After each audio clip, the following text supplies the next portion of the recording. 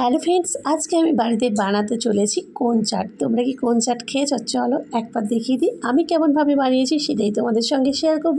আর তোমরা কিভাবে বানাও সেটা কিন্তু আমাকে কমেন্ট করে বলতে ভুলো না। এখানে আমি একটু জল নিয়ে নিয়েছি, তারপরে জলের মধ্যে ভালো করে কোনটাকে ধুয়ে দিয়ে দিলাম, কারণ এটাকে তো সেদ্ধ করতে হবে, তারপরেই তো তৈরি হবে কোন চাট। পরিমাণ মতো লবণ দিয়ে দিলাম আর একটু হলুদ দিয়ে দিলাম। আমি কিন্তু পুরো কোনের প্যাকেটটা কিন্তু দিইনি, কারণ আজকে কিন্তু আমি ফার্স্ট টাইম করছি কোন চাট, তাই ভাবলাম অল্প করেই করি, দেখা যাক কি হয়।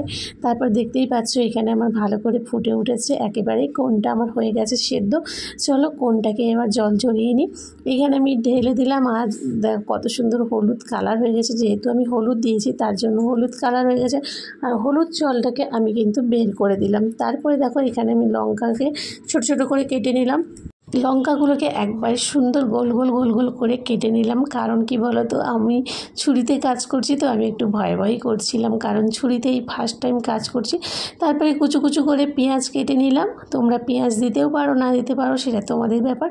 স্বাদের জন্য আমি পেঁয়াজটা দিলাম। পেঁয়াজ কাটার পরে শসাটাকেও আমি একেবারে কুচি কুচি করে কেটে নিয়েছি। তারপরে টমেটোটাকেও দেখো একেবারে কুচি কুচি করে কেটে নিয়েছি। চলো এবার কোনের চাটটা তৈরি করা যায়। এইখানে আমি নিয়ে নিয়েছি কোন, তারপরে নিয়ে নিয়েছি শসা, পেঁয়াজ, কাঁচা লঙ্কা, টমেটো, বিট লবণ সমস্ত কিছু দিয়ে কিন্তু আমি একটু কাসুন দিয়ে উপর থেকে ছড়িয়ে দিলাম।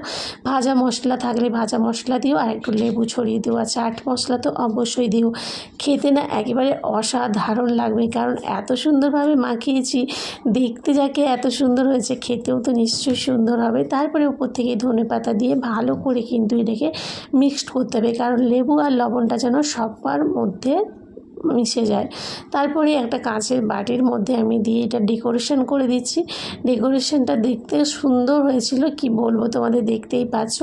চলো দেখতে তো দর্শনধারী, কোনটা বিচার করা যাক। দেখো কত সুন্দরভাবে হয়ে গেছে না কোন চাট। তোমরা যদি কেউ কখনও করে থাকো তাহলে অবশ্যই জানিও কেমন করেছো, আর আমার কোনটা চাটটা তোমাদের কেমন লেগেছে অবশ্যই কমেন্ট করে জানাতে ভুলো না।